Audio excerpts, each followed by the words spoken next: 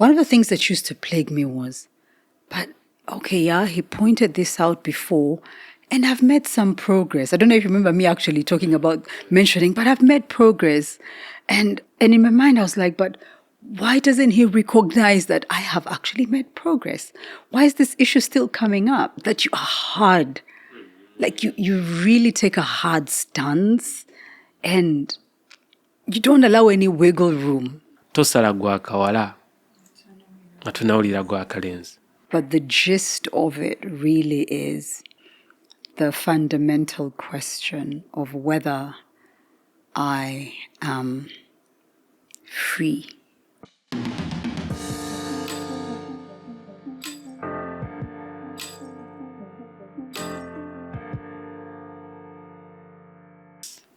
Hi. Hi, Mom Kitaka. How are you? I'm well. How miserable? Miserable? Why would I even be miserable? Do I look miserable? Clearly, some people think so. There's a misery you exist in that I think you refuse to be real.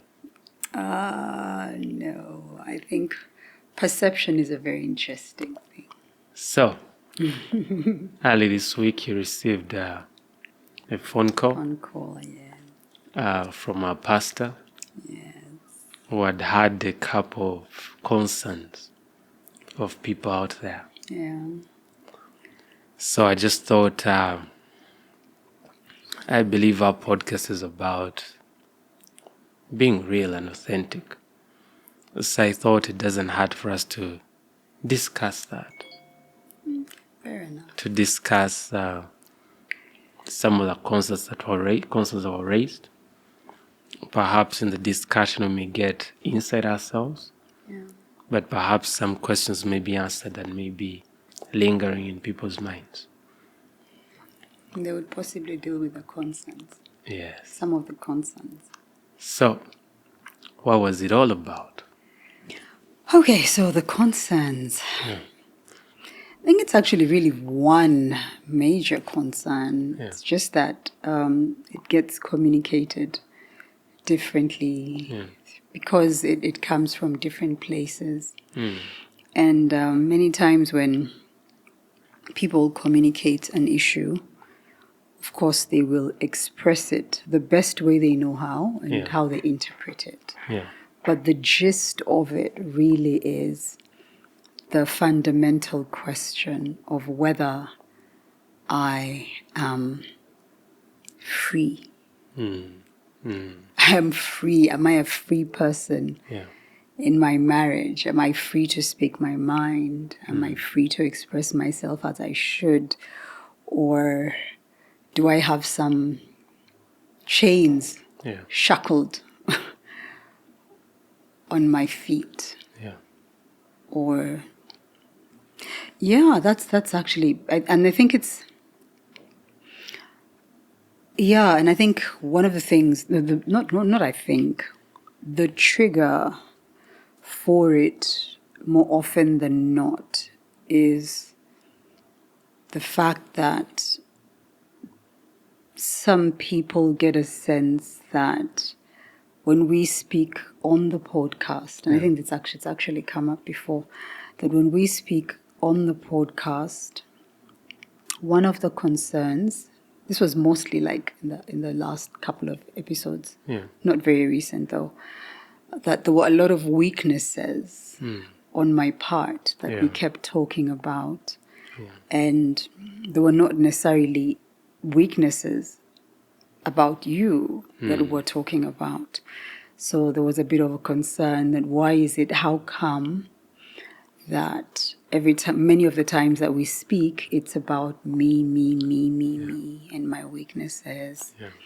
And how come I'm not confident or comfortable enough talking about your weaknesses? Is it that you have no weaknesses? Is it that you're perfect? Is it that...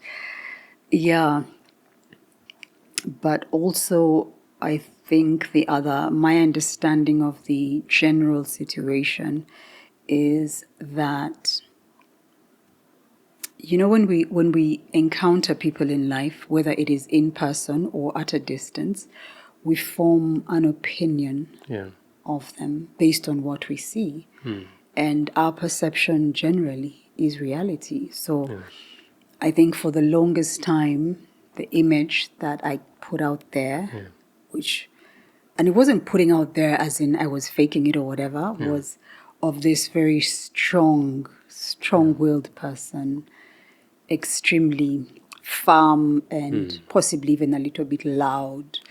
You know, ngatomunyigira mutoke kind of person.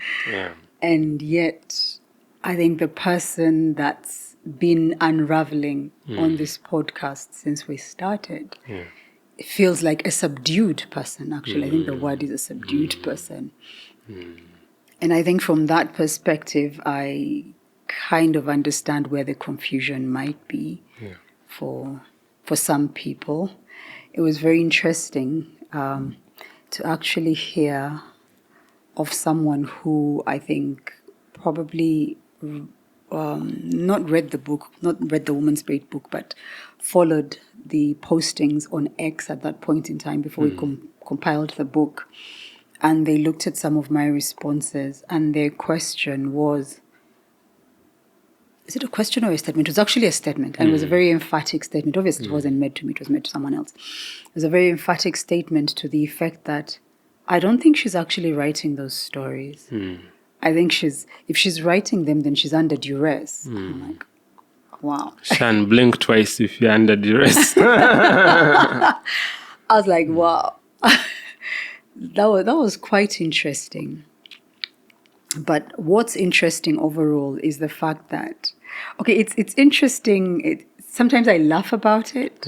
And then sometimes I feel sad about it, because in my mind, I'm like, how is it that people just can't see?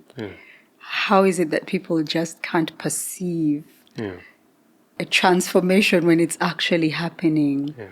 But also, I think the part that makes me a little bit sad is the fact that they see a transformation, and what they don't see the positive side of the transformation. They don't see someone who is, one, a lot, for lack of a better word, a lot calmer. Because I was a tough nut to crack, like my dad declared. They don't see a soft. They don't experience or see a softer side of me that's actually emerging.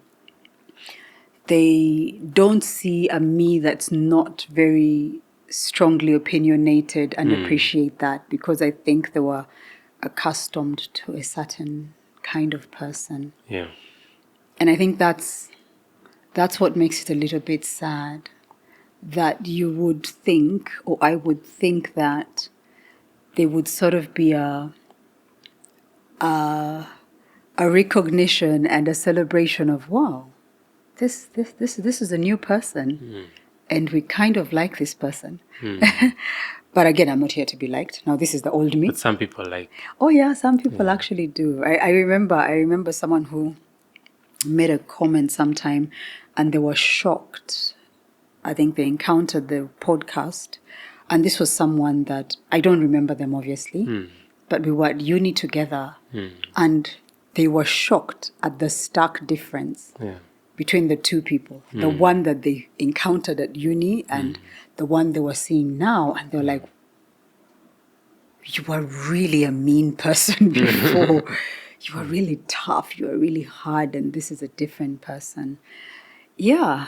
But also I think I've had a couple of engagements with people that have worked with me over different courses of my life. And these are particularly people who've read the book, but also who watch the podcast. And there's one who starkly asked me, are you sure this is really you? As in, you're not faking this new you? And I said, if I'm faking this new me, it won't hold. Time will tell. Just stick around long enough and you'll see if this pot won't crack. Because if I'm faking it, then... But for me, I I'm enjoying the transition. I love the transition. I can't say it's been easy. Everything in me at some point would resist. Yeah. And yeah, I can't say that I was a willing piece of clay. Yeah. Like entirely Yeah. in the potter's hand. I wasn't a willing piece of clay in the potter's hand entirely. I mean, there are things that God is actually still dealing with in me. They're there. But I'm happy. I'm happy with who I'm becoming. I look at myself in the mirror, and the things that used to rile me, tick me off, and I go off the handle. The desire for me to make my own decisions, be my own person. Yeah. In the sense that, I don't want, if I make up my mind, I've made up my mind. I don't want to hear counsel. And this is counsel not just from you, although of course you're the closest to me, but from other people. I just didn't want to hear. I mean, I knew what I knew, and I was good the way I was. So, but now to see myself even being able to listen, to what people say and try and understand where they're coming from and see why they feel the way they feel, that is improvement. There is a version of me that would have said, I really don't care what they think, and just moved on with my life. But yeah. Wow. We'll be back. It was a very interesting conversation. So I was there and I was like, you see, I've noticed a pattern. Sometimes you can give the enemy ammunition. Yeah. A few days ago, I think a week ago, one of my the mistakes of my past appeared around the corner. And it sort of disturbed me internally. And I thought, you know what? I need to deal with this and not let my wife know about it. But when that was happening, I realized in trying to protect you from it, I was starting to keep secrets you don't keep. So I understood that for as long as, if I don't bring it to you, I'll give the devil ammunition, because now you hold me on being unfaithful, keeping secrets from my wife. And that's why I called you and I let you in on it. I told you, sweetheart, this is what's up. And we had a chat about it. Yeah. And interestingly, after that, all was well. But you see, the devil had sort of locked me into a place where there's a way that seemeth right to a man, but the end of it is death. But the realization, no. I will not allow that to be used against me. And in like manner, I feel the concerns of people, of me seemingly lacking weaknesses because they don't hear about them. If that is what disturbs a child of God, I think it's our duty that we interrogate my weaknesses. The peradventure they'll find peace. Yes, I think it's true to the audacious character of the podcast and our character. Our character, to just discuss about my weaknesses. Yes. Is this the point where you want me to enlist them? Yeah, you should have given me a heads up. I should have written a long list and I spent the whole night thinking about them. But be real. When have I never been real? You're a very supportive wife. Even when you're real. The Waganda was saying, "Akuba wa kuba wumba." Yeah, and I'm a Muganda woman. Yeah, so when you're talking about your husband's weaknesses, there's a part of you that will hold back. No, but the interesting thing about the way I talk about your weaknesses, whether it's among people, and many times we have conversations with different couples, right? And different people and stuff. But the way and you can bear me witness, the way I talk about your apparent weaknesses is not any different from the way I talk about them when I'm with you directly. Because if it was different, then there would be an issue. Yeah. But the way I address them directly with you is exactly the same way I address them with people. The only difference is when I'm with you, there's lots of tears in between there, depending on what I'm talking about. Yeah. But yeah, I think one of the things that I think is top on that list for me is the fact that sometimes I feel I'm cold. Yeah, like I don't think I would actually use the word cold. That you are hard, like you really take a hard stance, and you don't allow any wiggle room.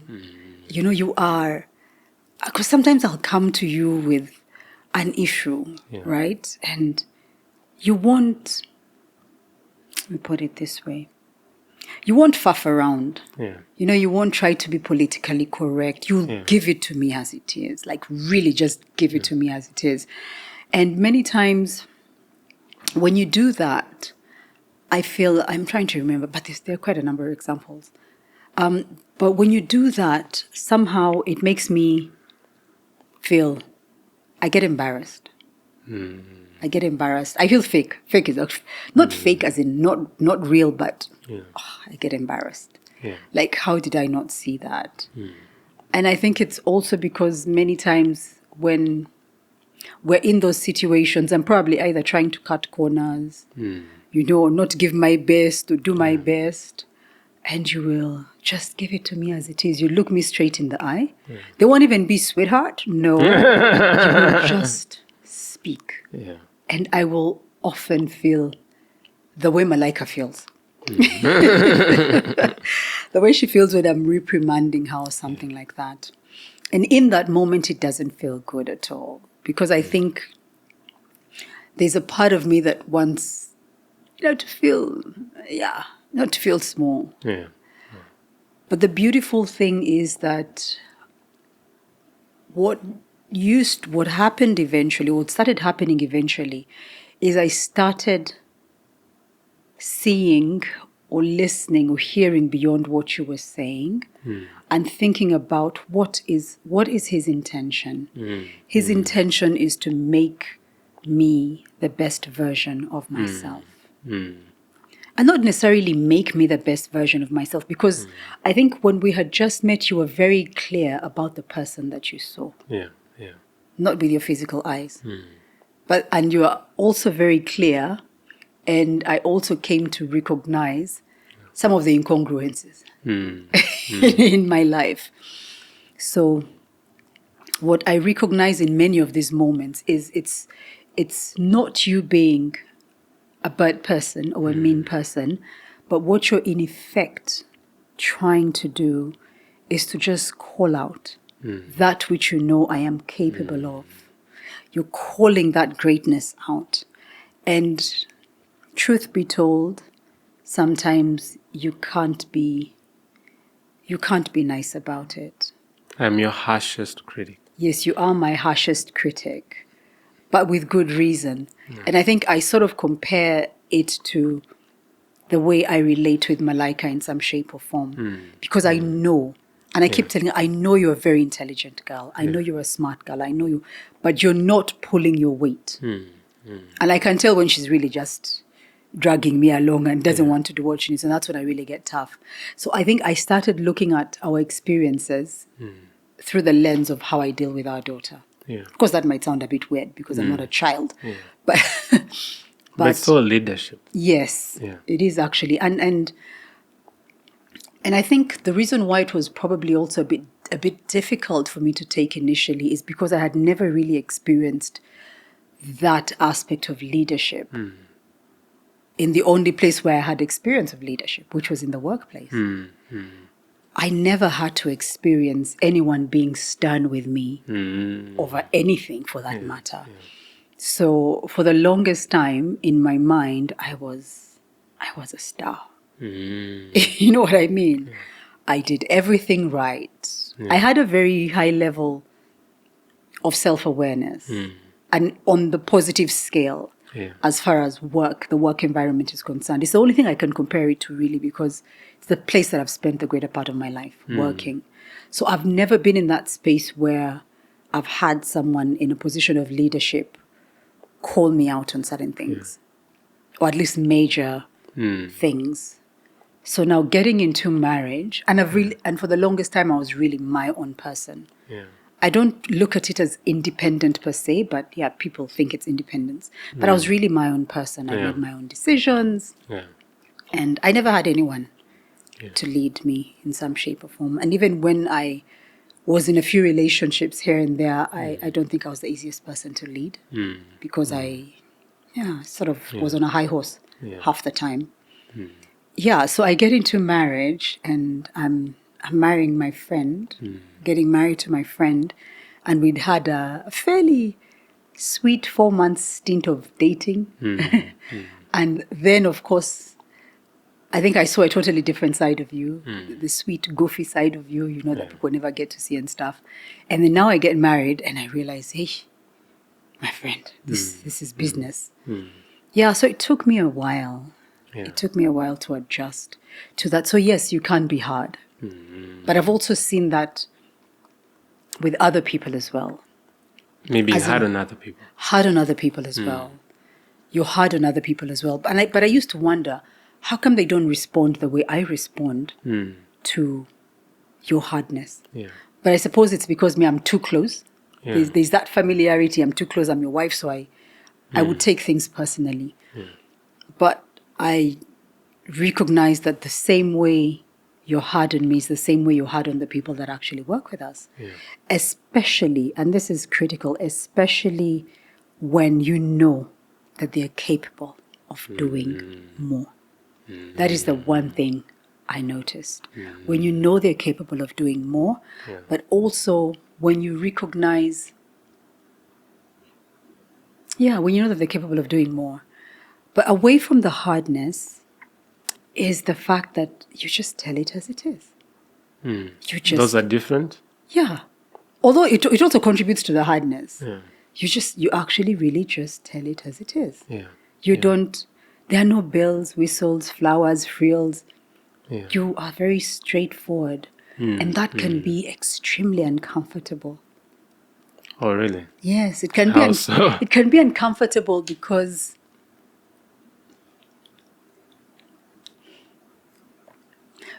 I feel like, I don't want to speak for human beings, but I feel that it's difficult for us to deal with the truth. Especially the truth that's not positive. It's difficult for us to. You have to be so humble. That has gotten me into trouble. Yes, it has actually gotten you into trouble. You have to be either so humble or so dead to yourself to not take it personally. I know that there are a few cases here and there where after certain conversations, 1 or 2 conversations, I'd have to step in and let the persons know that it's nothing personal. He says it as it is, but he means well. And I would even have to explain to them that if he mentions something like that to you, or if he calls out something, that means you're important. That means he actually cares about you. Otherwise, if he didn't care about you, you would swiftly pass by. And I think that, look, the Baganda have a saying, in Swedish, the fly, which is a bit weird. The fly that loves you, or that's attracted, or that likes you, is the one that falls or sits on your wound. So you can imagine what that can prick. It's discomfortable. It is very uncomfortable. And I think naturally as human beings, it's easier to take compliments. It's harder to take constructive criticism. It's really harder. But the one thing that I love about what you have done over the course of our marriage is you've brought me to that place where I've actually learned to take in feedback. to take it in. And while sometimes as you're speaking or someone else is giving me feedback, I might scrunch my face or something, but I listen and I go back and I reflect. I'm like, okay, if he said this, why did he say this? What did he see? Was he justified? Yeah. Is there perhaps something that he sees that I don't see? And then I'm like, okay. I think the most important thing is the recognition that you are well-intentioned. It's not about trying to crush someone's spirit. Yeah. And interesting as you say that about feedback, I'm reminded in 2013 I was hired by a global company called ThoughtWorks as a software engineer. And when I joined ThoughtWorks, one of the things beyond the software engineering elements of how the company does it, there's an element about how to give feedback. They were big on the idea of giving people feedback, but give it in such a certain way that it's constructive, so that it's actionable. It's not just you ranting your pains, but helping someone be able to improve themselves. And one may not understand the influences of such a workplace, what it may have had on me, but it also bundled up with a concept that is big in the technology circles of continuous improvement. So I'm a firm believer in continuous improvement, in the idea that the thing is never finished. There's always room for improvement. In like manner, even with myself, I'm never finished. There's more room for improvement. Even the people I lead, my expectation, they're always trying to better themselves, to improve. And I can't think of any other way a person can improve without getting feedback. Now, granted, I like to keep it real. Perhaps that's why we are real on our podcast. Yeah. Perhaps that's the spirit that we possess. And also you bundle it with a part of, I came to learn as a young man from my mentor who told me, don't be emotional, be deliberate. So I learned as a young man a certain element to stop being emotional. Be deliberate. And perhaps I overly succeeded. Clearly. To reduce my emotional leanings and focusing on being deliberate. So when someone is taking a path that seems to be off, I don't care if you stop being my friend. But if I see something, I'll let you know about it. It's interesting that you talk about continuous improvement, and I don't want to lose this thought. Because I think in the initial period of our marriage, one of the things that used to plague me was, but okay, yeah, he pointed this out before, and I've made some progress. I don't know if you remember me actually talking about mentioning, but I've made progress. Yeah. And in my mind, I was like, but why doesn't he recognize that I have actually made progress? Yeah. Why is this issue still coming up? So for me, in my mind, I was happy to have made progress. You've improved. You've changed. I have improved. Not I have changed. I have improved. Yeah. That should be sufficient. That should be sufficient.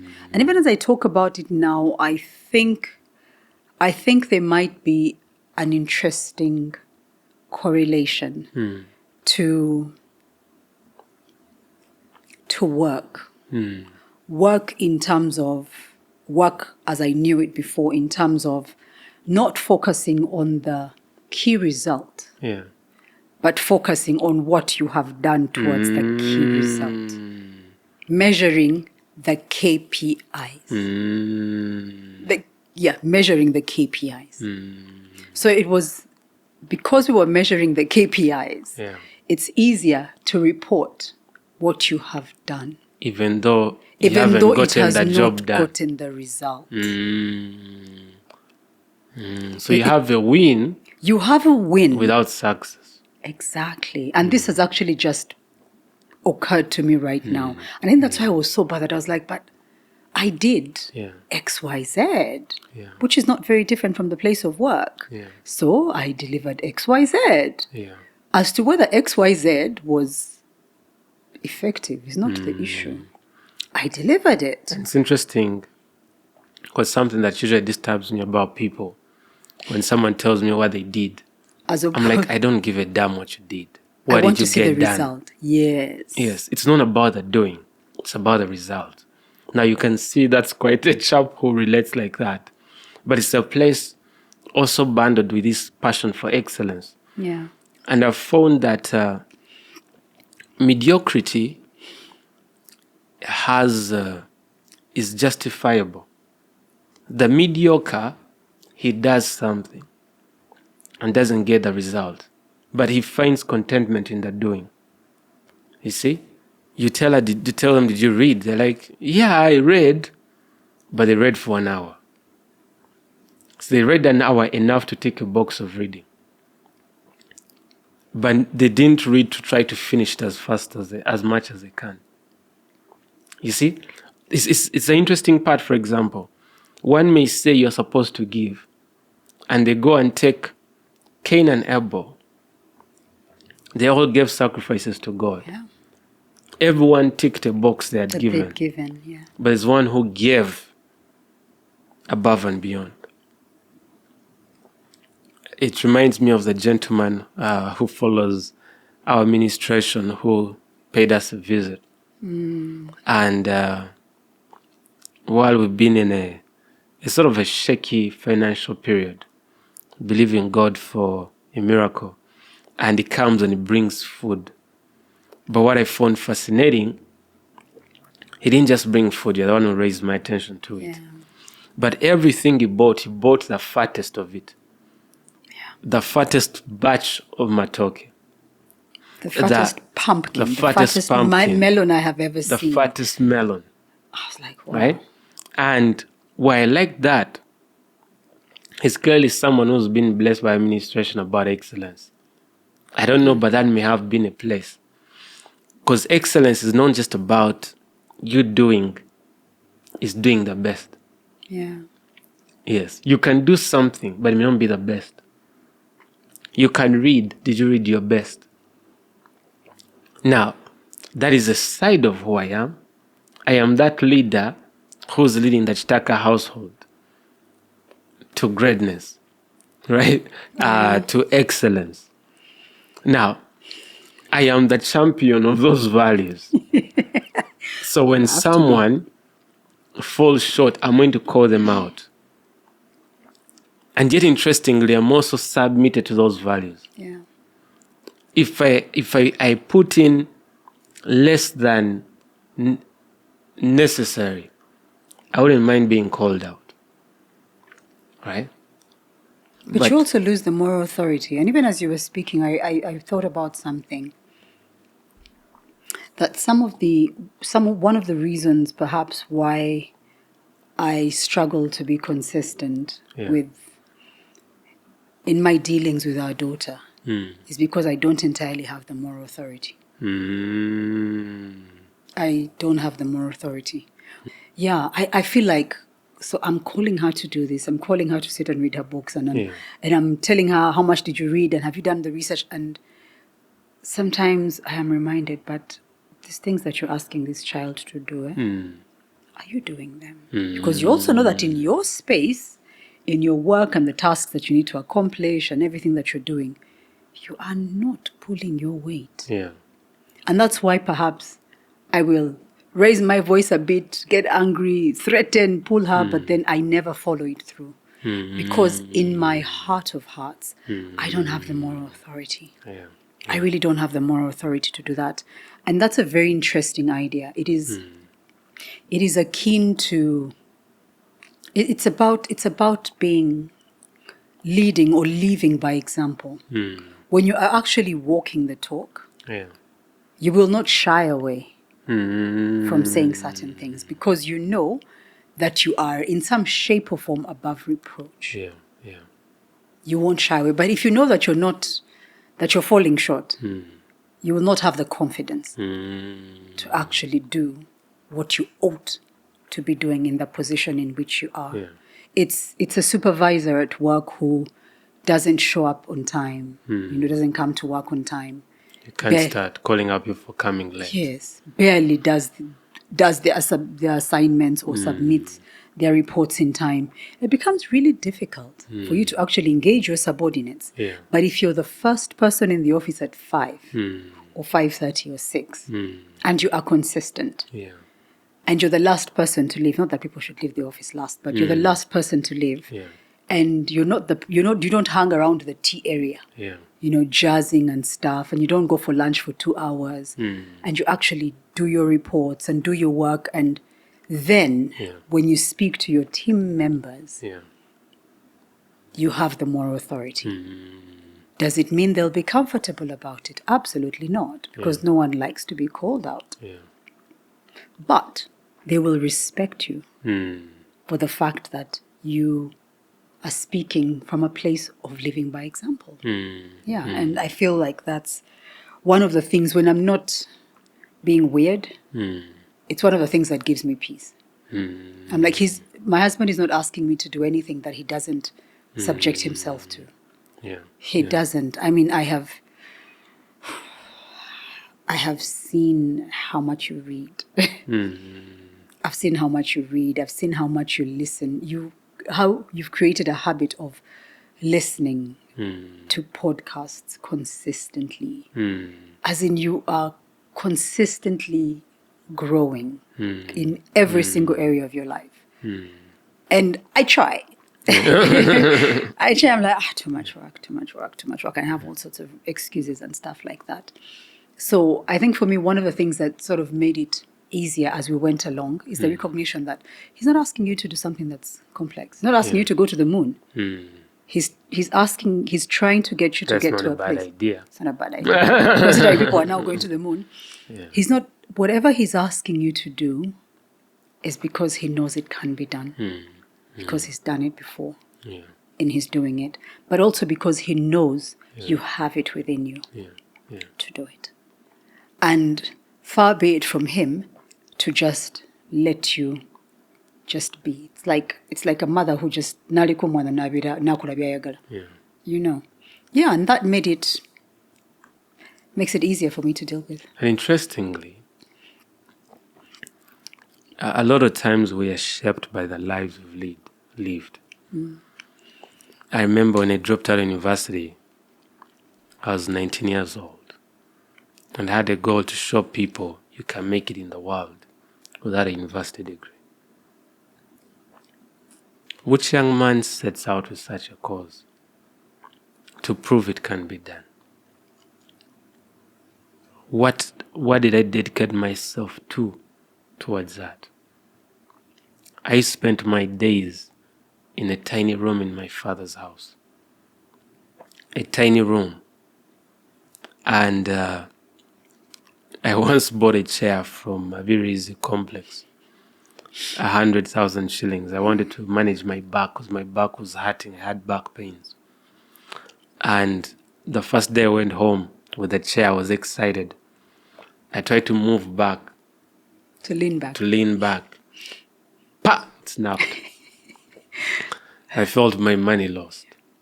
So for the longest time, I would sort of put the backrest next to the wall so that I can sort of lean a bit.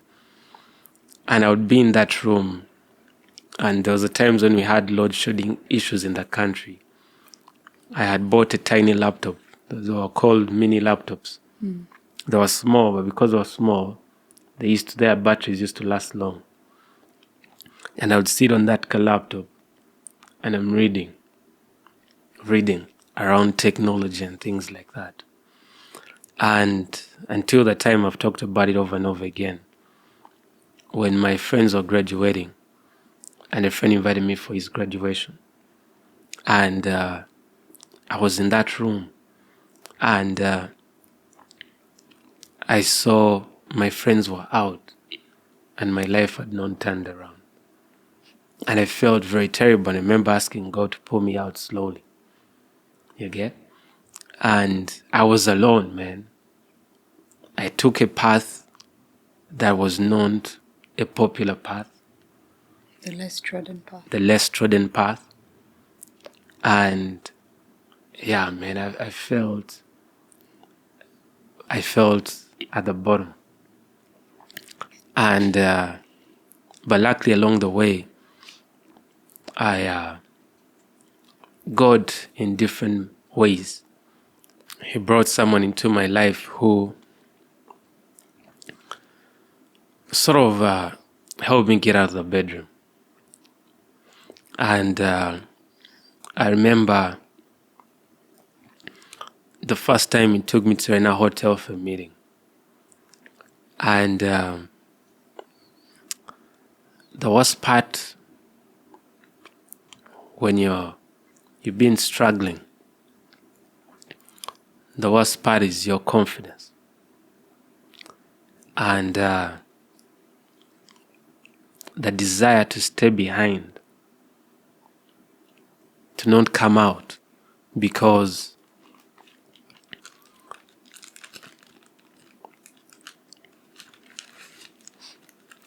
so I remember taking me to Serena Hotel for a meeting. I'm being like, It's emotional. Serena for a meeting. I'm in my tiny t-shirts. And I remember one day we went for a meeting and I came wearing Clark's sandals. And he rebuked me for going for a meeting wearing sandals. Didn't matter that they were Clarks. Yes, I don't think I had other shoes. But he called it out. I felt really terrible. But I was glad. Now I can't go for a meeting in sandals. And shortly after, a company I talked about, ThoughtWorks, came into Uganda. They reached out to me through LinkedIn. They gave me a job. And that changed me, took me out of that place. And when you've seen such possibilities, you know things can change. I'm a firm believer in change. Nothing is impossible. Yes. That anyone who says things are impossible cannot be my friend, cannot be in my company. I don't entertain such mediocrity. And I say that frankly. I don't stand mediocrity. My passion is for people who, it doesn't matter how things are, but there's a desire to better yourself. That is it. Because that's what our lives are about. Each and every day you try to be the best version of yourself. Constantly. Even when it gets to this podcast, I've been learning editing. I'm learning new things, how to edit. I'm thinking about our lighting, making changes here and there. Constantly. Consistently. Yes. And because of that, my nature cannot stand people accepting things the way they are. I don't respect someone who is poor and finds contentment in poverty. You always living hand to mouth, and you're telling me you're comfortable in that state. No, my firm believer that things can change. Things can change. That's why faith is a big message to me. Because I'm always positive. I have such a positive outlook to life. Bye. I think that's one of the things that makes you amazing. But we came to talk about my flaws, not my positives. Well, I feel like flaws...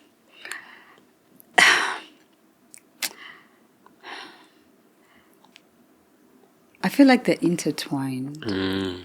It really depends on what side you look at them as. Yeah. There's one that chooses to look at what seems like a flaw and all they say is a flaw. Yeah. There's another who sets out to see the beauty in the flaw. Yeah. Because I honestly don't believe that, and this is not what I always thought, because I always don't believe that people are just inherently flawed and there's no other side to what seems like a flaw. Yeah. I'll give you an example. I tend to be a little bit impatient with people who take their time doing things Yeah. Yeah. or even chores. Yeah. And but I recognize, and of course that, so I've had different experiences, people in the workplace, but also people in the home Yeah. who work in the home. But then I noticed that some of the people that I was really impatient with in terms of them being very slow at their work, especially in the home, were actually quite thorough. Mm. You know what I mean? So, but if I'm constantly looking at how long it takes them to get a job done, I will not see the positive side to it. I have to be open to seeing the positive side to it. Yeah. Yeah. First of all, understand why are they the way they are? Why do they, for example, do the dishes slowly? Yeah. What is it about why they do the dishes slowly? And then also check, is there a positive side to them doing the dishes slowly? And I had to come to that place because I kept trying to measure up everyone else against myself. And this is both at work and at home. Yeah. So at home, I just didn't understand. And I remember Malaika actually mentioned as well, because I spent a lot of time with her. She would always come in and say, Mommy, you do the dishes so quickly. Like I'd get into the kitchen and I'd do the dishes, cook, clean, and I've done all these things in under an hour. You know? And I wonder, why does someone take so long to do the dishes? Yeah. Or in the place of work, some things that would come so easily and naturally to me to execute quicker, I just didn't understand why it would take someone a long time Yeah. to actually do it. And then I became such a harsh critic Yeah. and became extremely impatient. And you start thinking that you're all that and a bag of chips because you're able to do certain things and other people are not able to do them. And then and it wasn't even conscious. I don't even remember at which point in my career this actually happened, like deliberately happened. But I started trying to see the positive side to what I perceived as people's flaws. Yeah. Because an object always has two sides. Yeah? If you look at the back of it, like if it's a phone, if you look at the back of the phone, all you'll see is nothing. Okay, the phones these days have a camera. All you'll see is a camera. And you won't see the value of it because that's all you're seeing. It's a camera. And you'll probably think, it's just a camera. Yeah. If you look at the front, on the front of the screen, you'll see all these apps. Yeah. And then you might be tempted to feel like if these were two different devices, the front is more valuable than the back because the front has more apps and the back has only a camera. But that's not true. You're only seeing one side of a thing. Yeah?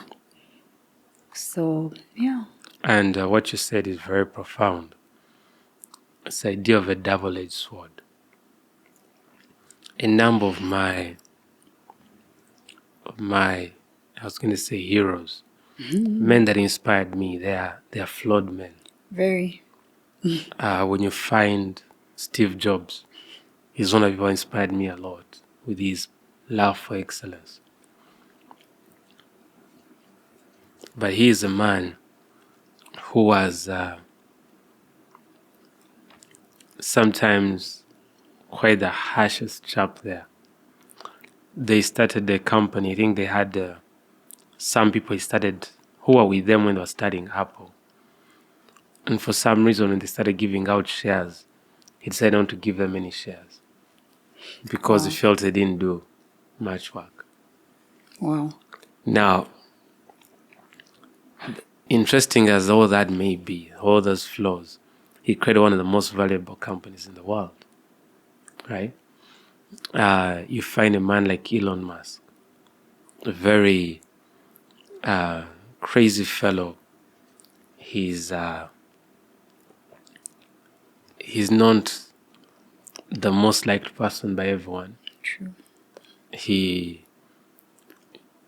And yet he's done things the world had never done before. When you see recently Starship managed to go and land, so the vision he had for the world being multiplanetary It's been achieved. is sort of on track because of what he's done. And it is the same thing. Look at Albert Einstein. We know him as a genius. But I heard once when he asked his wife for divorce, and he promised the wife his Nobel Prize. He was sure he was going to win it. And he promised to give to her the award, the money that came with the award, next for the divorce. You can see such a crazy character. And I think it is, you can't be great and not be uncomfortable in other areas, right? You cannot push people to achieve great things. Look at Jennifer Musisi. When she came to Kampala City, she turned things around. She wasn't the most popular. She wasn't the most popular. But she got things done. She got things done.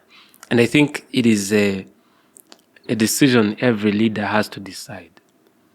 Do you want to be the most popular leader, or do you want to get the most done? Of course, it's good for a leader to balance, to not lose your people. Yeah. And for me, however hard it may be in my leadership, for me it gives me great joy that I can still talk with my wife. So it's not such a leader who takes a hard stance to the level that is disconnected. Yeah, that you alienate. Yes, so there's no relationship. Yeah. Yes. But I think I have a decent relationship with all people in our household. Yeah, I think you probably have a better relationship than I have with many people. You get? And but nonetheless, I'm still critical, right? I'll tell someone, no, I don't like when our chef at home cooks food and it's terrible. I'll tell him, yo, that food was terrible. I didn't like it. And anytime he does something good, I'm the one to tell him, make sure you tell him that was good. So I tell people when they do good, I tell them they do bad. No emotion whatsoever. I don't say it in a way like I hate you. I'm giving you some feedback. But that didn't work. Let's change that up, right? It's a strange style. It can be uncomfortable for many people. Yeah. But I've always believed that the people you're meant to lead will understand you. You get? And they may love the vision and the cause enough to say, yeah, he's our crazy person. You see, you can have such a person that is crazy, is your leader, but you like him. Because amid this other side that people stop at, and which is interesting. I was working for a company in the US 2 years ago, I think. A year ago. And one time I decided to have a call with a certain lady we worked with. And what Charlie talked about Elon Musk. And she didn't like the man. She didn't like the man. Like, to her, he was a villain. When he bought Twitter, he cut off many people and made them redundant out of employment. Now, for them, they were like, dude, those people have lives. Those people have lives. Like, how do you just end their lives like that? And for that one, they were not considering any other side to it. All they cared about is that he did. So it's people who zoomed into a particular area and said, look how terrible it is. But yet when you move out in the bigger picture, here the man, the Baganda have a saying, tosala gwa kawala, atunawulira gwa kalenzi. Do not make a judgment for a girl before you hear the boy's side of the story, right? And yeah, so it's a double-edged sword. But what else? What's the other flaw? I have to think hard. Is there something you think? I don't prioritize my family when it gets to finances. Oh, yeah. But I think I'm kind of getting used to that. Yeah. I think I'm actually kind of getting used to that. But you can elaborate on it.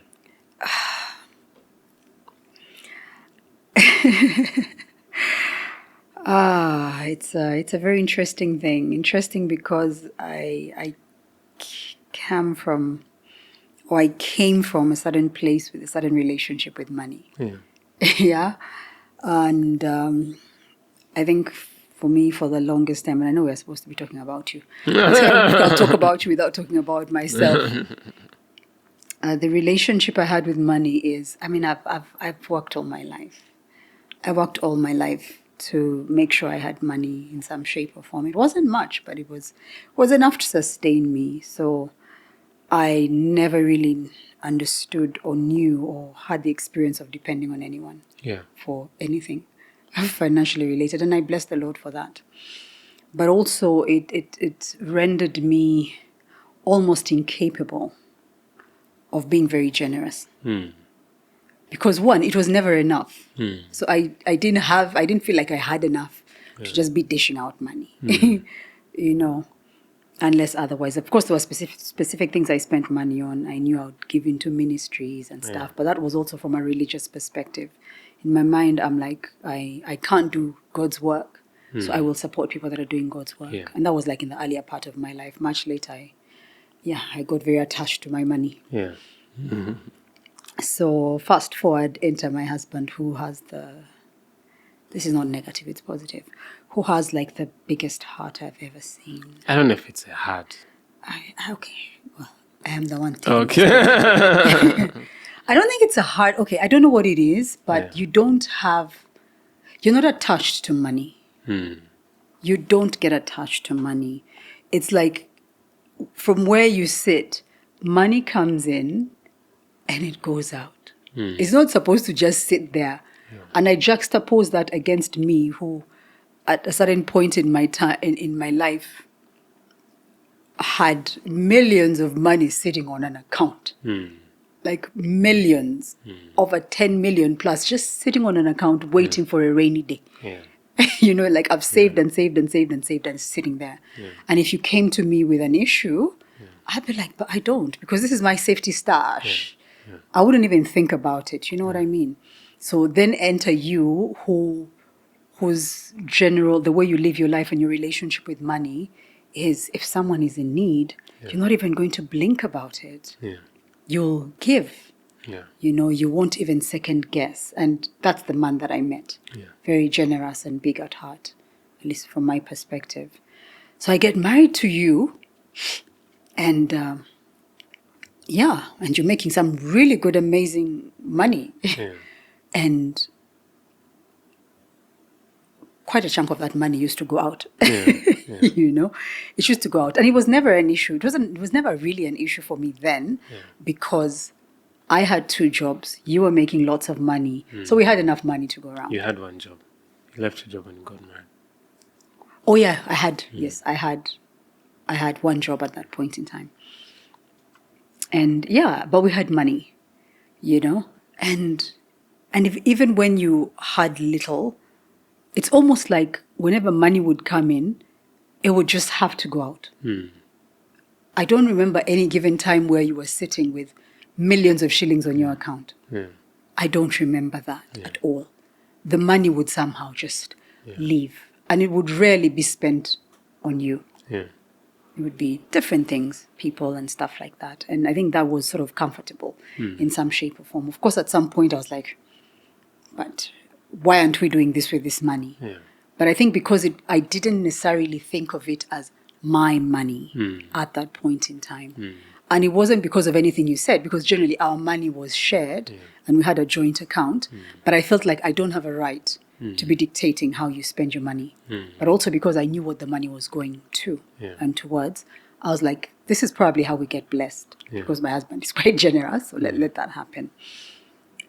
And then fast forward, we both quit our jobs, and and you don't change. You're still generous. Yeah. And of course, it started becoming a little bit uncomfortable for me because we had needs. Or we have needs. I don't know, I'm speaking about in past tense. Yeah. We have needs. But if you received a phone call or if someone was in need or someone needed bailout, it was very easy for you to just say, yeah, send this person money, or just, I'm spending this money, or blah, blah, blah, blah, blah. And sometimes it would really disturb me. It would really, really disturb me. And I'm like, does he not realize that, one, we don't have like standard regular inflows of cash, but also there are certain things that I've probably not put to him that we need, because in my mind, I don't want to mention what we need unless it's really a matter of life and death, because I don't want to feel like I'm putting you under pressure for money. Now, because there are certain needs I never put to the table, whenever you then gave out money, I was like, but we have this other need, and we have this other need, and we have this other need. And that sort of built, in some shape or form, resentment on my part. I was like, he's not serious. He's really not serious. And I think on a couple of occasions, what would then happen is, because I have stuff that I have kept inside of me, in a certain moment, it'll just come out, and it won't come out right. And then I think you'd probably be wondering, but I thought we're on the same page. Yeah. We're trusting God, we're believing God, we're walking by faith. Yeah. And when money comes in and there's a leading to help someone or do whatever it is that we felt led to do, I thought we're on the same page. Yeah. But we're never really on the same page all the time, because I wasn't being entirely transparent. So that made me feel a certain way about you. I'm like, but this guy, how can he be this kind? Like, we need the money. But over time, I recognized that for you, it was more important to put other people first. Yeah. And I think that's just the way you've always been. But it also takes me back to the reminder of something that someone said in our lives before we actually got married, before we even considered getting married. And it was, and this person said to you that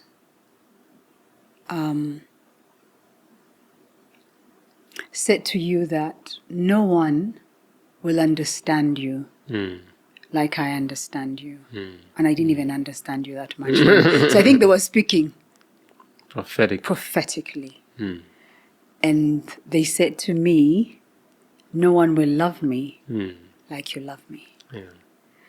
And that, over the course of the years, has kept coming back. Especially in moments where I see people don't get you. They don't get you. And I'm like, I so get him. I really, really understand him. And initially I was like, but why don't people see what I see? Why don't people understand him the way I understand him? And then I'm reminded, no one will understand him like you understand him. No, but that's an interesting element. And admittedly, life is a continuous learning process. But one thing I came to learn, my hope is in the Lord. And I came to learn that my resources are not mine. My resources are the Lord's. If I have money in my pocket, it is God has given me that money. And if He leads you to give, I am the custodian. Say if God places someone in my heart, I'm not the generous kind where anyone who comes with a problem I solve. No. But if something, I see a cause, and in my heart I see the cause, a reason why I ought to do it, that is spiritual, I will bend backwards to do it. And that's actually the part. Even the bending backwards is the part. I'm like, how does he bend backwards? Yes. For this? Yes. Yes. And I remember our friend who confided in us about how she had a problem where she tries to please people and sometimes takes on people's costs that shouldn't be taking on. And I was thinking the other day, like, wait a minute, it may not just be a problem. It may just be that a positive trait that has, it's the double-edged swordness of things. And I strongly believe that my life and everything I am is not a product of my labors. I believe it is their spiritual blessings. And when I think about our lives and the way we are, I feel there are foundations behind there that may be laid by sacrifices. You get? And when there was a Bible of scripture, Jesus talks about someone coming and they have no bread, and you just wish them all the best on their journey and don't help them. It doesn't make sense to me. When John the Baptist was preaching in the wilderness, he told people, if you have 2 coats, give someone else 1. But how many people live their lives as such? Jesus told us that 2 greatest commandments: love the Lord your God with all your heart, all your mind, all your strength, and love your neighbors, you love yourself. Do we love our neighbors? We love ourselves. I cannot understand me, Felix Kitaka, having a good meal on my table and my neighbor has no food. And I know it. How can I enjoy food when my neighbor has no food? It does not make sense. And I think about, how does my Heavenly Father see it? If I have money on my account and there's someone who's stranded, how do I be so self-concerned? One of the things I learned around 2020 was the idea of dying to self. I came to realize all evil derives from our self-consciousness, that concern with ourselves. Now, as I started to die to self, because now we are one, we become one self. I die to both of us. You get? And but of course, the certain decisions I've tried to improve along the way, of trying to make sure that I look out for my family, let them not end up in trouble. But at the same time, not change too much, because you may change the secret sauce that has gotten you where you've gotten. I've had fairly decent life. I've been blessed, I must say. Yes, we have. If I never go before the Father and say, why did you forget me? You know, God has really done me well. And I remember I left my job in 2019, and that company called me back in 2021 and doubled my pay. Now, how do you explain such logic of moving from one job and it comes back doubled? You get? For me, I've understood the dimension of God. Even as we stand here, I have a certain consciousness of being a very wealthy man. And I think perhaps the craziness of my faith is that even when I don't have money, I don't stop being wealthy. And even my generosity matches my wealth in faith. You see? I am the sort of person who feels that if someone is stranded, I'm like, I will help them with my faith. Let me give them what I have. For me, I'll trust God. It's what I did with you. When you move to a house and you give her your things and move in with your daughter and the help, and you didn't have a cooker or a refrigerator. And then I come and bring my fridge and I cook and give them to you. And went back to having nothing. I was like, no, let me give that to her. And this is what's fascinating. When you look at the things I did for you when we were just friends, it is that generosity was good because you are the recipient. And perhaps it was excusable thinking, nkwana chiki, right? But at that time, when I met you, you were at a low moment. You're at a low moment. And part of, I imagine somewhere, even your sense of self-worth was not in a good place. Yeah. And they set out to love you. I loved you with actions and sacrifices. Yeah. And I believe you felt loved. That's true. You get? So that was a cause I was willing to sacrifice for. I came, I took your car, had it repainted and brought it back to you. Right? Sent you flowers every single day. You get? Now, before our wedding, I remember I bought you a phone. Yes. And yet I was trying to raise money to make our wedding work. So one of the things about my life is that what has been placed in my heart to do, I don't start from where I am. I start from what I've been blessed to do. Yes. And I feel, for me as a steward, that is how I ought to walk. If the Lord tells me, Felix, go give this thing. For me, the story of the widow in the Old Testament is profound. Elijah tells this lady, first make me some bread. But she just had enough bread for her and her son to eat and die. And that's what the prophet asked for.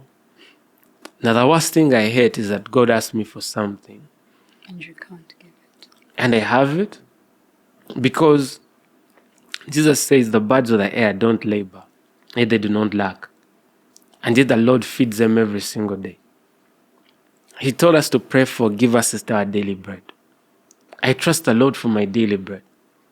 If I have a little more for my bread for tomorrow, but my brother has no bread for today, I find it insincere, unfair, unchristian-like to not give him food for today because it's my food for tomorrow. Because the moment I do that, I've put my faith in what I have today, not in the Heavenly Father, who supplies all my needs according to his riches and glory.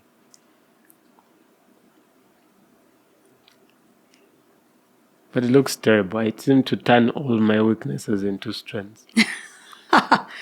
Because every coin has different sides to it. It just depends on which side you choose. I don't think this podcast has gone the way we had intended. You look at it. I thought my flaws were going to come out. And so clearly I feel people will still not be satisfied. Right? But it is well. But there's another one flaw I can leave. Which one is that? Of how I can be called. Yeah, that's sort of tied to the first one. Not really. I'll give an example. Yeah, give me your side of the story. Last night, I'll corroborate it. we're facing different sides of the bed. Before sleeping, we're just in bed, I think it was cold. And somehow I think I had a muscle pull. Last night? Yes. Are you sure? Then you said, ow, ow, ow. And I didn't bother looking at you. I just said sorry. I part of me felt she's being dramatic. Like really, this is really. I think I've actually. And but I like the humor of it. Sorry, without looking at you. And but also in a real note, I don't regard sickness. I don't honor sickness. So if my wife feels sick, I won't be reacting and. I think I even learned how to stop crying. But that muscle pull thing, man, there was a time I was... Not yesterday. Yesterday was really... Yesterday you were cracking a joke, but there was a time... No, but you're not like in real pain. I think it was a minor, You are traumatizing me. like Ow, a com- ow, ow, No, ow. that's just how I be. Sweetheart. You see, no, it's just that it wasn't as bad as it normally is. Because normally when I get a And mass of afterwards, calls and when we stuff, joked about it, it disappeared so quickly. Like, you're making me look like a drama queen. I think every woman has a certain side. But anyway, how Yeah. about you saying, What was I saying? talking about that side of me of you've learned to get used to my Yeah, I've learned not to take certain things personal. yeah. Like if I'm feeling pain in some shape or form. Yeah. Okay, the truth is, more often than not, I'm actually really feeling pain. Yeah. It's just that sometimes I need a little bit of attention. That's it. And actually, I think what's fascinating that a number of your flaws, many women can relate to. A number of my flaws, most people can't relate to. For example, you don't find a bunch of women, their problem is their husband's generosity. They may be there, but I don't think it's the majority. Yeah.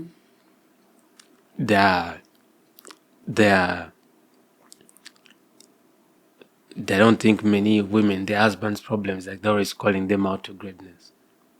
It may not really be. And I think it's because that's why they don't even come up, because they seem to be so Felix tailored. They are bespoke. I make the Using challenges fancy sound words. fancy. They're bespoke. And I think that's why it's not like we hide them. And Just they're about how I conduct myself. And I think what happened with my wife, I think you've sort of embraced your husband, right? So it's not like as though it doesn't have this. Like you talk to them, you know the sides to the coin, right? And they are like when you see a number of the challenges, they all revolve around faith and awesome and greatness and excellence. Yes, we have 4 values at home: honor God. For me, honoring God means that whatever God tells me to do, I should be willing to do. It's not negotiable. Whether it's at my cost or the cost of my family. And that's why the time when I had to choose between doing that or giving my wife peace, it was painful because I felt now we're going to part ways. And her journey to oneness this is how I've lived, this is what I believe. Can you believe with me? Yeah. Can you walk a journey of faith together? Right? Second value, we pursue excellence. We labored in that cause. Yes, it's a point of criticism, sweetheart. That's not excellent. No, that's not good enough. You can do Right? better. Yes, learn continuously. Seriously. Love our neighbors. And that love of our neighbors is to that level. Love your neighbors, you love yourself. That value cannot be true in our household. If we can have food and there's someone we know that lacks food, no one ever calls out to us and they need like a small bailout and we ask questions. Because by the time someone reaches out to us, our neighbor is reaching out. We have to stand with them. That's what I believe. Yeah. If I have 50K in my pocket and someone reaches out to me and they have no food, I'll send you a 20K. And I'll explain to my wife, let's trust God. And in all fairness, that is the heaviest part about being married to me. Truthfully, yes. It is a life that is uncomfortable because of the values we subscribe to. But it's also the only way I believe, that I can get to that place of truly walking by faith. Which is really what? And being transitioned from the kind of person that I was with the relationship that I had with money. Because at a certain point in my life, even with my family members, and I'm not particularly proud to say this, if someone reached out to me and they wanted money, I would ask, what do you need it for? Yeah. because I want to make an assessment and be sure that this warrants me sacrificing something on my side to be able to help. As in, I wanted to measure the weight of whether your need and see whether I should actually really give you the money. But also the other thing was, are you actually going to be able to pay it back? So it's on really a few occasions that I would just give with no expectation of the money coming back. So it was basically, I'm lending you this money. And when are you actually going to pay it back? And I remember an interesting incident, one of many money-related incidents that happened in my life, where I'm not particularly proud to say this, but it might help someone. When a family member reached out and they were in a bit of a pickle, they were expecting to be paid for a job that they had done. And it was a certain amount of money. And they had managed to get a portion of it from someone else. And so they reached out to me and they asked me, it was about 6.5 million shillings. And I think because really, I've saved my money and stuff, I say, okay, fine, I'm going to give you the money, but we're going to sign an agreement. You're going to confirm I've given you this money, and you're going to tell me you're going to pay back the money. And we signed the agreement. Long story short, the money never came back. And there were reasons why the money never came back, but I was hurt and I was angry for a while. But as a result of that and possibly their knowledge of the relationship I had with money, they became extremely uncomfortable. Even having engagements with me, conversations with me, picking my calls and stuff like that. But at the bottom of my heart, I knew that something had happened and they were not able to pay back the money. But that relationship stayed in limbo for a very, very long time. And it wasn't until 2019. It wasn't until 2019 when I was in some part of the continent and I'd gone for a prayer retreat and stuff like that, and I was prostrate on the altar, figurative altar in church, and I was praying because I'd gone with my prayer requests. I had a list of my personal prayer requests.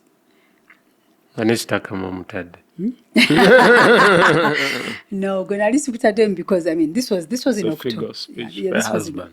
Husband. Oh yeah, I was talking about that list, husband, children, what, all those things that really, And I was praying, and I distinctly, and there's so many things that happened in that moment for those number of days that I was in Lagos.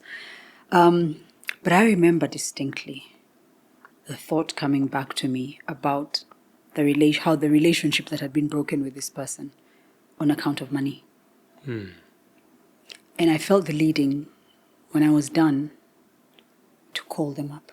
But in my mind I was like, I call them and they don't even pick my calls. And they are really, really close to me. They don't pick my calls. What if they don't pick? I don't think I'll be able to deal with that snobbing me and stuff. So eventually I called them and I asked them how they were. They said they're fine, And I just went into it and I said, you know what? That debt that you owe me, I forgive you. But this is the interesting thing. I think about a year before that, I had categorically notified all my family members that I have updated my will. Because I had a will then. No, I don't even have a will. I had a will then.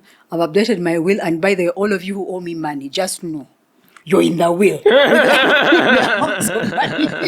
with the amounts of money. So if you think that when I die, you shall, the debt will die with me. I shall expect the payments to be even in death, they're still bound. Even in death, I shall still expect that money to come back to me. That I'm learning for the first time. Because I have a child. I have a child who will have to collect. And I said it as a joke, but I wasn't joking. I was actually terribly serious. And man, I was far. I was far. And of course we joked about it, but I know that they knew I wasn't joking. They knew I really, because in some shape or form, they knew that the relationship I had with money, As in, by the time you go to Rukh-Shana to ask for money, Yeah. not even Rukh-Shana, by the time you go to Shan to ask for money, be ready with your story and let it be very clear. She's going to ask you what you need the money for. Yeah. And then she's going to weigh whether you actually deserve that money. Yeah. And then she will tell you exactly when she needs her money. Yeah. And if you don't pay back that money in time, I was such a, and I use this word very loosely, a principled person. Like really principled. Yeah. And I took pride in it, in being a principled person. But it didn't make me a just person. It didn't make me a likable person. It didn't make you compassionate. It didn't make me everything was based on principle. I wasn't a very compassionate person. So even when I responded to your need, you received what I gave you. It left you feeling a certain way. It really left you feeling a certain way. Yeah. And so I forgave this person. I forgave this person the money. And that, I think that was the first person that was close to me that I actually forgave. And then there was someone else who had carried a debt of mine, it had been like past 10 years. And unknown to me, Bambi, they walked around with this Kalito paper where they wrote my debt. And in their mind, they were like, I will need to pay this money back. Yeah.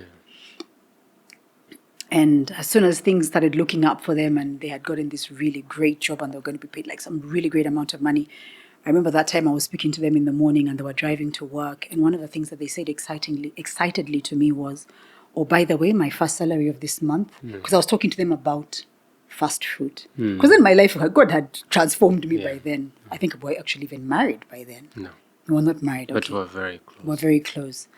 Yeah, so I was talking to them about fast food and, in as much as they've sort of been through a wilderness place financially, it was important that they recognized that the place in which they had come, it was important for them to actually give fast food. And I was explaining these things to them. And the person said to me, but I had plans for my first paycheck. And they outlined for me all the debts that they were going to pay, and mine was in there. And they're like, in fact, okay, because their debts are quite a number, I'm going to split and blah, blah, blah, blah, blah, blah, blah, and still be able to have money to take care of their home and stuff like that. And I think it was them mentioning that they had a tiny piece of paper they had kept in their wallet for the longest time that had these debts on there. And I remember being led in that moment because I was driving to work and they were driving to work. It was about 6 in the morning or 5:30 in the morning. And I remember distinctly being led and hearing the Holy Spirit tell me, forgive them that debt. Yeah. It was a strange instruction to get, considering that I was at the very point where I actually really needed money. And now they had it. And now they had it. And initially when they mentioned that they had gotten a job, I actually started, finally they're going to pay me back, because it was about 7 million shillings. Yeah. And I had a project going on and it was really, really stressing me and I really needed the money. And in that moment, they say, I think yours, I'll pay this much. And I felt the leading. Cancel that date. Yeah. For a moment, I was like, God, you're joking. Yeah. Do you know how many phone calls I got yesterday for XYZ? Yeah. Do you know how much money I need? Cancel that debt. Yeah. And I think because I was in a certain place in my relationship with God, I realized that obedience, you cannot not obey. After all, you've lived without this money for the longest time, yeah? So I told them, by the way, me on that list, Nzijako. And they're like, what do you mean? I'm like, I've forgiven you that debt. And they burst out crying. It was the cry of freedom, but also shock. Because I don't think they expected that. Especially because they were at a place where now they could actually make good on their debt. But I think for me it was also profound because they had just started on a journey with God. In terms of salvation. You get. And I just had to explain to them that it's a leading that I got. Yes, I need the money, but no, keep the money. And even for me, it was a ministration. And I think it's been a very interesting journey as far as money is concerned. And you've been a central part of it, right from the word go. Yeah. And even the one thing that I consider a major flaw, which is your generosity in quotes, Yeah.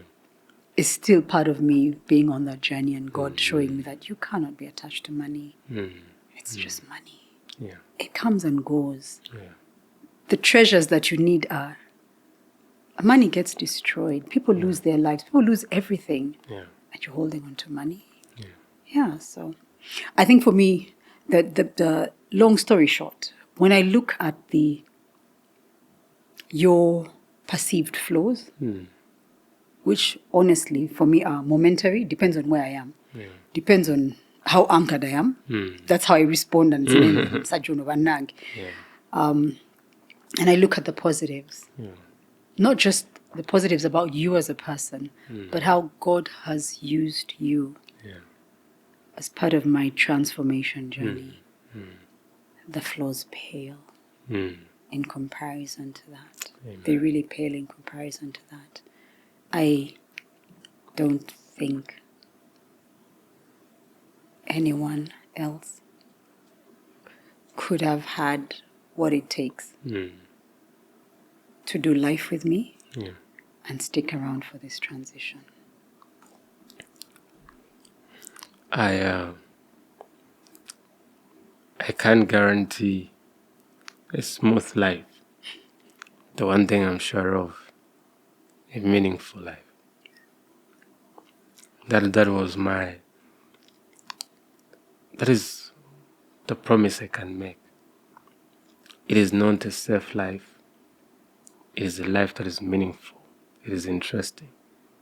That if you look back to every year, you say, wow, what a year we went through. What a beautiful year we went through. And right now we're going through a patch that may not be pleasant. But my eyes are fixed on a hill, and waiting for a testimony and telling people what the Lord did. And to look back to these valley days and say, oh wow, thank the Lord we were faithful. Thank the Lord we didn't stop moving. But on a sad note, people won't be content with my weaknesses because you always flip them around and make me look like a star. But Because you're the star in my movie. I am blessed to have you in my life. Thank you. And I should find peace with those people that lose their peace over who I am. It takes a special woman to walk with this kind of man. If they could understand me, you wouldn't be special. For as long as they misunderstand me, for as long as they can't comprehend me, they testify to how great and how special you are. If I ever forget it, let all the naysayers, the critics, be the reminder how I'm blessed to have you by my side and to call you my wife. I love you, Mrs. Kitaka. I love you too. Cheers. And I'll be your rainy day lover. If you'll be my fire when it's cold. And whatever the weather, we will have each other. And that's how the story will end. And I'm gonna love you forever, I'll do. I'm gonna spend all of my days with you. Carry your burdens, be the wind at your back. And I'm gonna spend my forever like that. Thank you.